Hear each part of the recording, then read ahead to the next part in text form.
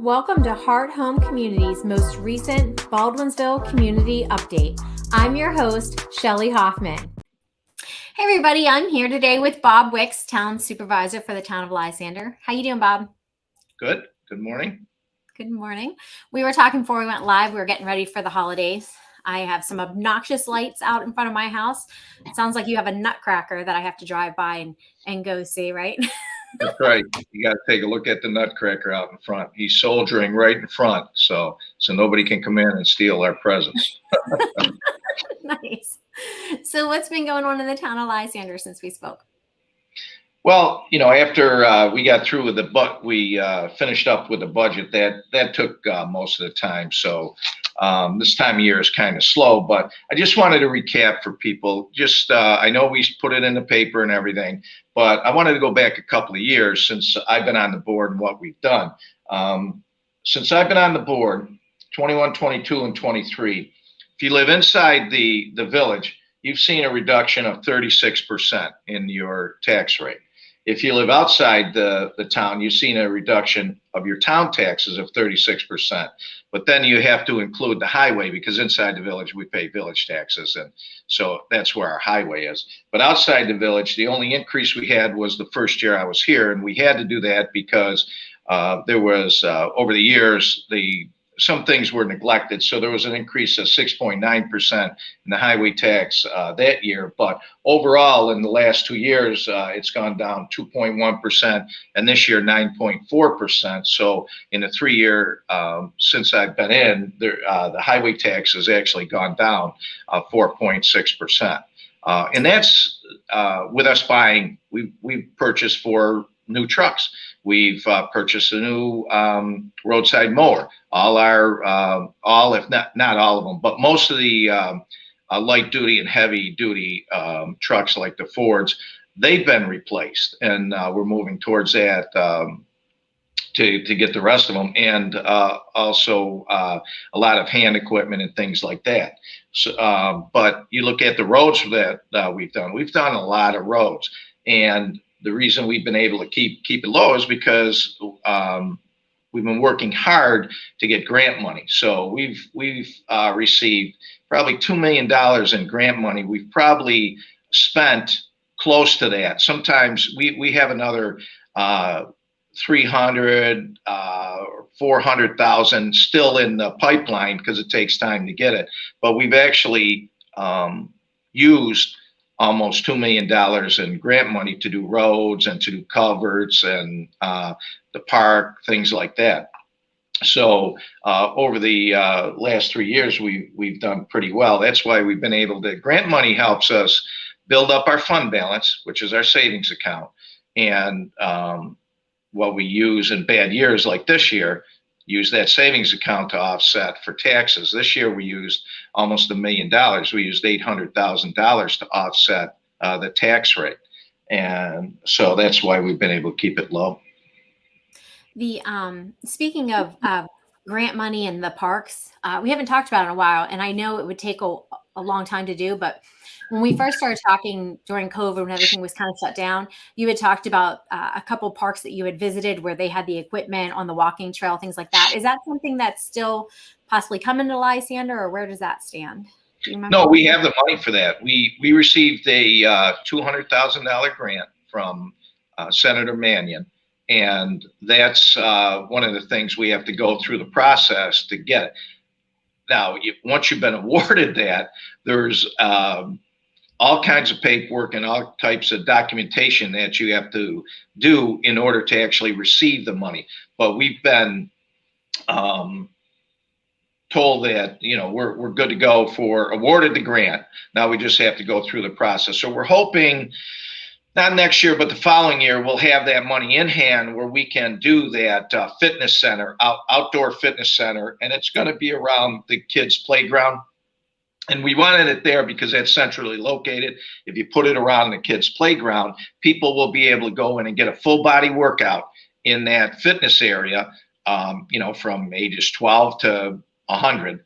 And because it works on your body weight and things. But then if your kids are playing soccer and you have little kids, you'll be able to watch little kids in the playground, but yet you're still close to the kids playing soccer or football or lacrosse, whatever they may be doing. But yeah, that's definitely gonna happen.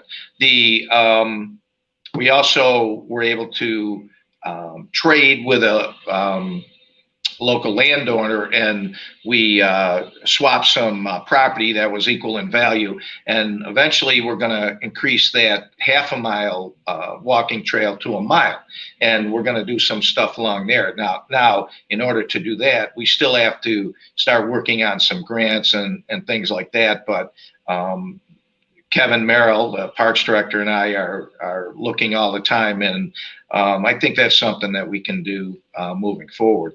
We're gonna, as with the park, you saw we extended the parking lot over, so now we can accommodate another 65 vehicles in there, and we put those boulders up there so people just don't drive out, because some people might say, well, why don't you have 2 exits there? The reason we don't have 2 exits, if in a crowded venue where people are there and they all leave at the same time, to have 2 exits next to each other, it's just a disaster waiting to happen. You're going to get accidents, and it's not good. That's why we have the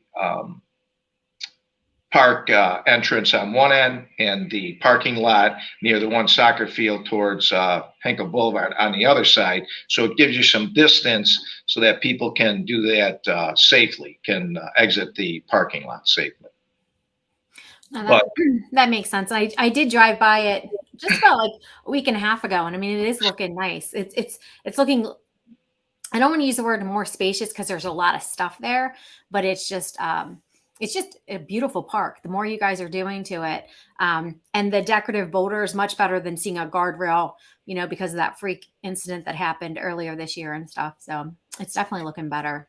And we had at least one resident criticize the size of the boulders, but I can tell you, there's not many. Can some vehicles drive over it if you have a lift kit on a F-250? Sure, but that's few and far between. Most vehicles will not be able to make it over those boulders. They just won't.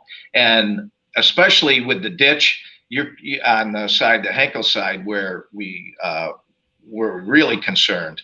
If you come down through that ditch and come up, those boulders are going to stop it. And how do we know that? Because Kevin Merrill, when he worked for the county parks, he worked in Janesville, he had the same size boulders, and they had an issue where a car was driving where it wasn't supposed to be, and it got hung up on the boulders. So we're confident that that's going to take care of what we need as far as safety. But we didn't want them to be so much of an eyesore. We wanted them to be less obtrusive to the environment. I think we accomplished that, and still accomplished the goal of safety like we were trying to originally. Yeah, no, I agree. And I've heard positive things about it, but as we all know, not everybody's going to be in 100% agreement. So you just can't. Well, I only heard one person complain about it, so that's pretty good out of over 23,000. I'll take that. But also, by the spring, I'm hoping that we can use those 2 fields, which will be multi-use soccer. They could use it for football. They can use it for lacrosse. But certainly sometime next year, we'll be able to do that, depending on, how the grass comes up on it. And but once that comes in, we'll really extend the amount of fields that we have. And I know there's a lot of pressure from the community to get those fields up and running, because there's not a lot of fields around. And that's what Kevin and I had a vision for the park, and Kevin and I discussed it. He had some ideas as well, and we're moving forward with it. But Kevin is doing a great job at fulfilling that vision, what I wanted to do, and he's doing additional things. He's always coming up with good ideas for the park. We're going to be extending. We applied for a grant. We got $50,000, but we're probably going to need a little bit more to extend the parking lot up by the pickleball courts. So that's probably going to cost us another 30 or 40,000, and we're working on getting the money for that, so that we don't have to raise the parks budget. Although, if you look at the park budget is more this year, probably about $40,000, and that's because Kevin wants to reintroduce a day camp in the park because there's a lot of pressure for families to do something in the summer with their kids, and he's going to move forward with a day camp. So if you're interested in that, I think it's going to be 5 or 6 weeks. You can call Kevin and get the information, but he's going to be putting that out fairly shortly, and that'll run through, a substantial part of the summer. Not the whole summer, but it certainly will give kids a place to go. And we have the spray park down there, and like I said, the walking paths. We got the field, so there'll be things for kids to do down there. No, I think that's nice. I think you're right. That's one thing. There are some day camps in the area in different towns and neighborhoods, but people have been asking if Lysander was going to do anything like that. You had mentioned the pickleball courts. Just out of curiosity, have you played pickleball yet? Have you I gotten haven't played. I haven't. Don Mayer, a high school buddy of mine, every time I go up there, he's drenched with sweat, and he asked me to come in. And usually I have a pair of my good shoes on, so I didn't figure that was a good time because he would put a spanking on me. But I am at some point going to play that because it's just something to do down there. And according to the pickleball people, we have the best courts around. So we're going to continue to do that. I know that they're looking for lights on that court, and that's something that I would like to do as well. Eventually put lights on the pickleball courts all in there. And I think then we'd be using it a lot more. They'd be open a while. But lights are expensive, and we wanted to address the parking first. If you don't have parking, then it gets to be a big mess there, and it's unsafe. So we had to address the parking. We certainly had to address the fields, but the pickleball courts are in good shape. We did them a couple of years ago, and we're probably going to do them again next year because there's a couple of things that need to be repaired on it. But they're still, and I asked Kevin, I said, aesthetically, they might need a little bit of tweaking. They still look good to me, but next year we'll probably do even more with the pickleball. But I'm going to try and get out with my wife, buy a couple of paddles, and I'm going to buy her paddles for Christmas. She doesn't listen to this, so she's going to get those for Christmas, whether she likes it or not. Oh my God. Well, so when I was in elementary school and junior high back in Pittsburgh, we played pickleball. And when I moved up here, no one knew what pickleball really was. And then they started at the Y, which is indoor. So now I have friends, they're talking about their paddles and getting on court. And I mean, just once again, something to get you outside and healthy. And that was the goal that you had for Lysander Park when we first started talking about it, is things that people can just drive, go over and not pay for, get outside, get moving. So, but I would have never thought when we talked in 2020, 2019, that it was going to be pickleball. Listen, me neither. I didn't know how much. I mean, we had them, but we extended them, but I didn't realize how big that is. It's the night. I think the attraction is a lot more people can play it that can play tennis. If you have bad knees or if you get older, you slow down. So if you're playing tennis, trying to cover that court becomes much more difficult. I know it was with me. So with the pickleball, it makes it a little easier because it's half the court. But then everybody can play, and it's just a nice environment. If you go over to the park, and I go over quite a bit in the summertime, you go over there, you'll see 30 people on any given day playing over there. If it's nice out, they're playing. A day like today, they wouldn't be playing, but if it's nice, people are playing. It's men, women, young, old. I mean, a lot of people are over there.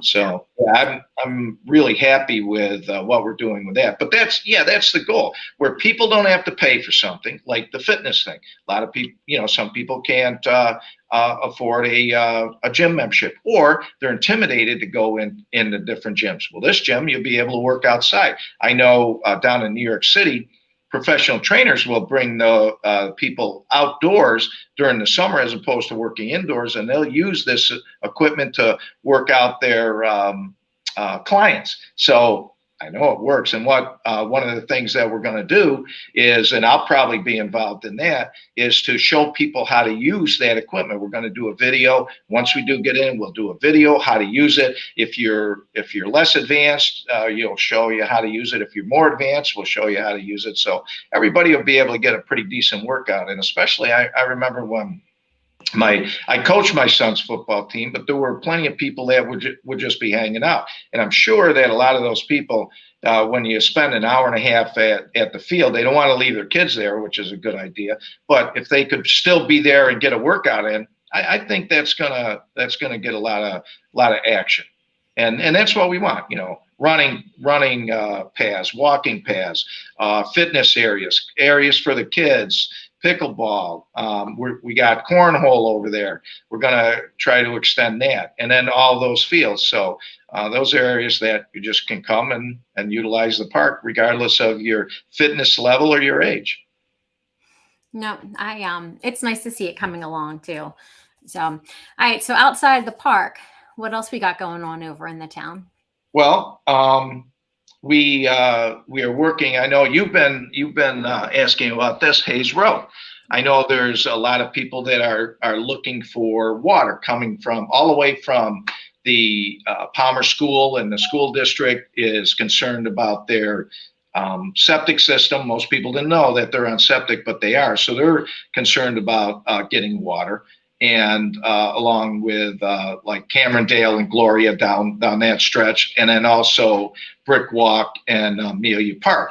So we are close to signing a letter of intent with a builder, a developer, to put the pump station in down off of Hayes Road, which is what we would need in order to accommodate all those different sewer systems. So we're probably a week away. We've been in discussions, and we're just the developer is just tweaking his letter of intent now, so that we're all on the same sheet of music. He was looking for some things, we were looking for other things, but we're pretty close to coming to a conclusion with that, and hopefully we could get that up and running by this time next year, if not sooner. But then, so long term of that, obviously you get that up and running. What would be the time frame where everybody could get tied into it? I mean, I think as of today, within 3 years. Okay. I think that's what it would be. I think we could do it within 3 years. Could it be sooner? Maybe. It depends. It depends on a lot of things. Depends on labor. Can we get the people to do it? Depends on materials. Can we get the materials to do it? We're redirecting the water lines up behind the fireside because there's an issue with it going under the kitchen and the fireside, and we don't want it to burst underneath that. So we would have been up working on that, only we were having a little bit of a problem with material. We have sign off from the county health department. We have the money, grant money we're using for that ARPA funding, the American Rescue Plan Act, and we have all the necessary easements and everything we need. We're having a problem getting the materials in there. So, but I think we're close to doing that. So we can probably, if the weather state keeps off, we can probably get that done by the end of the year. I'm hoping. If we get some bad weather, maybe not. But that's one of the things that I'm looking out today. And it's just, even though it's nasty, I mean, you could work in this weather. But if we can hold off on some of the freeze and some of the bad weather, that could be done this year. We're also moving forward on a project on Mills Road. I discussed that earlier. The people down on Mills Road are having a problem with getting good water. They can't pull it out of the river because of the zebra mussels. They can't get good water from wells. So they petitioned us to put public water down there. So there's a bunch of hoops we have to jump through with that. There's an archaeological study that we have to do to make sure that there's no remnants of Native Americans down there or anything like that, which could have been some of my relatives because they lived in the area. I know I've been having a hard time. I know my grandmother is buried in the Catholic cemetery, and I can't find her plot because I want to put a marker there, a headstone. And I think I've got it. I think I've narrowed it down. I've been in there. I've been working with the church and everything. I think I might have found it, but that goes back to the 1920s. But once we get through that archaeological study, then we do the seeker, the environmental study, and we should be moving forward with that one as well. How long do those studies typically take? The archaeological study, a couple of weeks. They go in and they have to do some core drilling. And then once they get through with the core drilling, and I think that they're doing it this week, takes about a week after that. That's not too bad. And you got grant money for that too, didn't you? Was there grant money not for the whole thing. We received $50,000 from the county. We applied for a grant from them. They gave us $50,000, and then the ARPA money, we're putting in another $100,000. So that's $150,000. What the residents down there were, petitioned and asked us to do was put it in. But I think the original estimate was around $1,300 a year for a number of years because we have to bond for it. But they wanted us to try and help them to get it under $1,000. And with the $150,000 that the town's putting in, I think I'm pretty sure. I know we're under.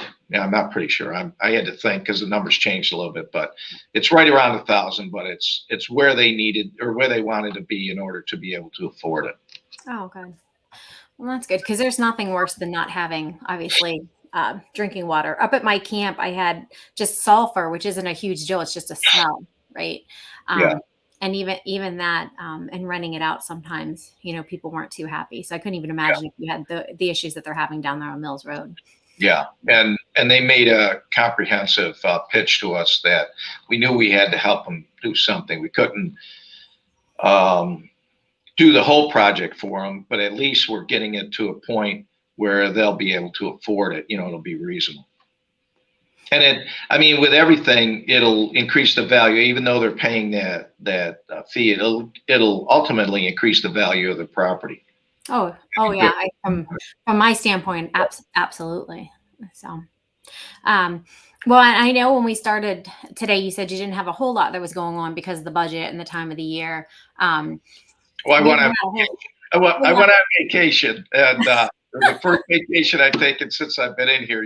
COVID kind of slowed me down and other things, but I took a nice vacation to Turks and Caicos, 5 days. If you can ever go there, I would recommend it. The only thing is you got to be careful how much weight you gain. Now, my goal was not to gain any weight, but I gained 1.1 pounds. So that wasn't bad because when you walk in the door, the first thing you do, they got it was a Caribbean cocktail they gave you, and it was loaded with rum and stuff. That's just walking in the door.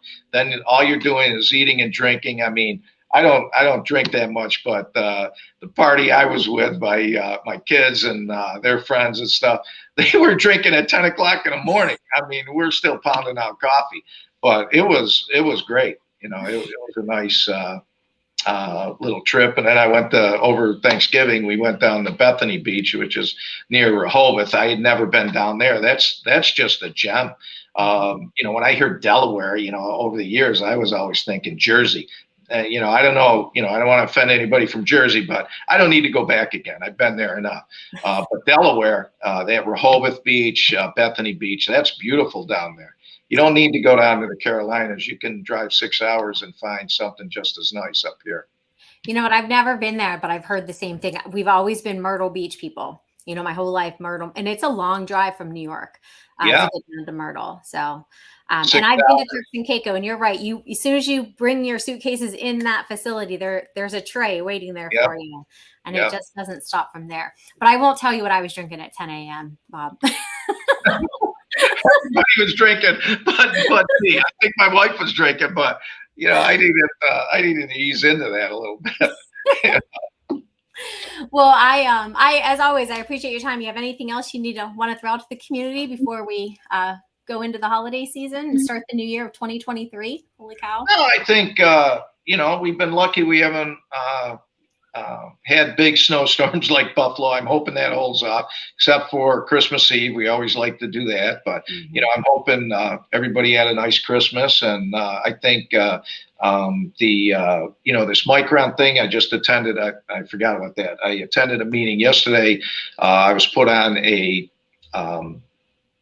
development advisory committee, so that's talking about the committee, and there were about 30 people there from state, county, private developers. The county executive put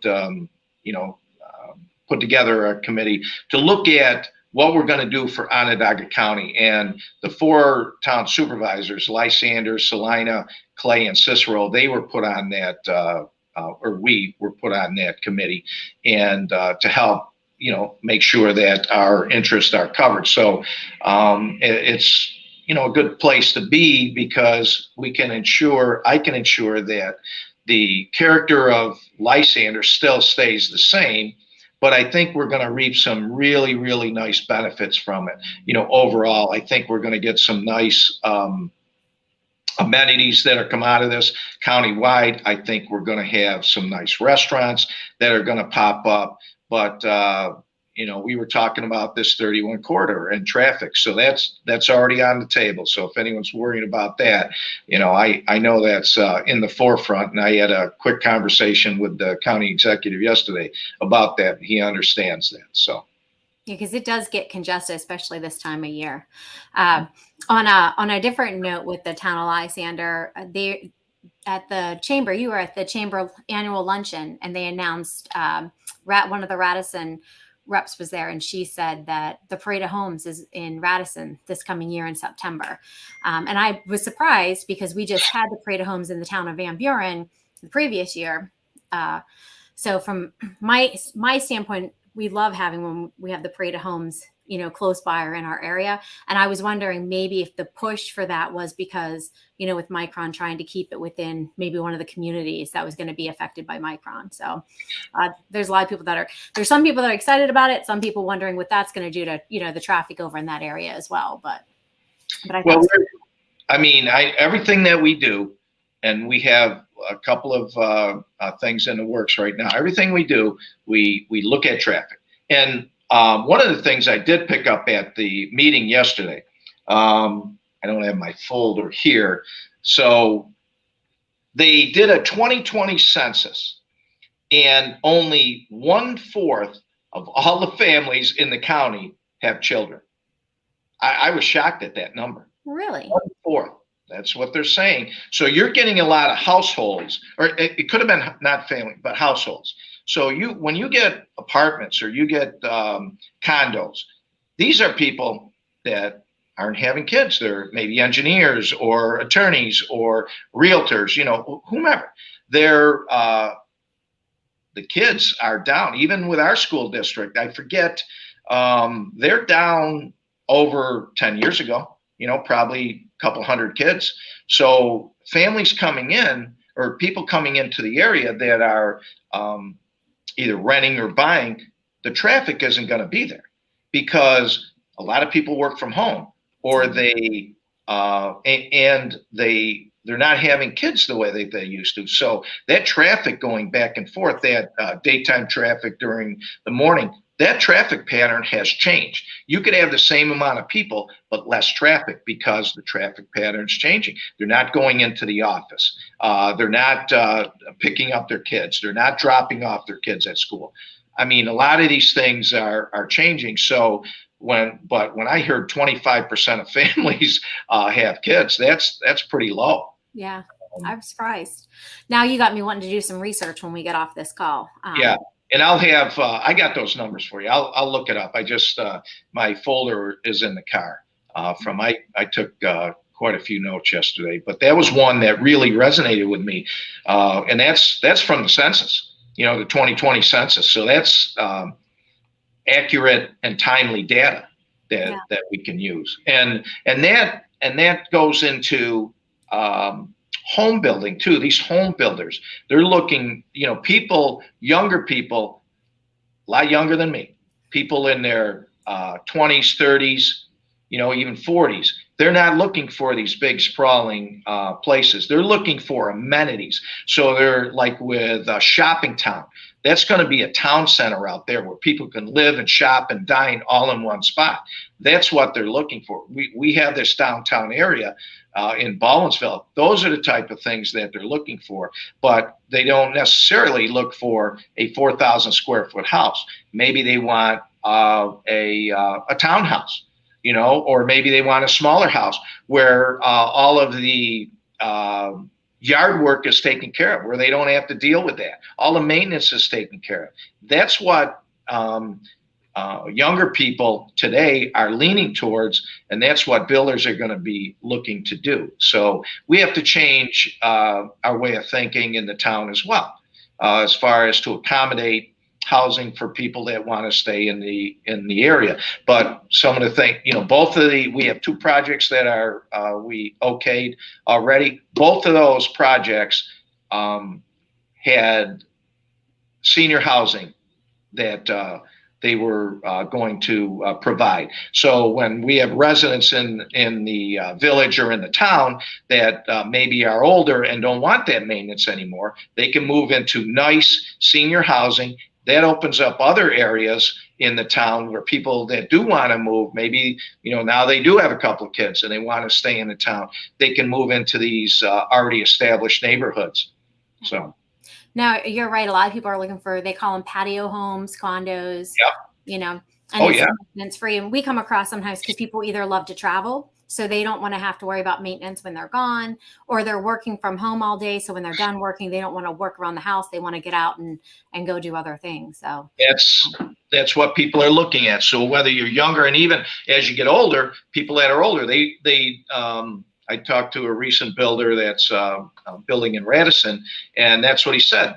People that are seniors that are retired, they want to travel. So if they want to go down to Florida for 3 months of the year, they want a turnkey place where they can just shut it up and they don't have to worry about the maintenance or vandalism or anything like that, and they can just go. Yeah, it makes sense.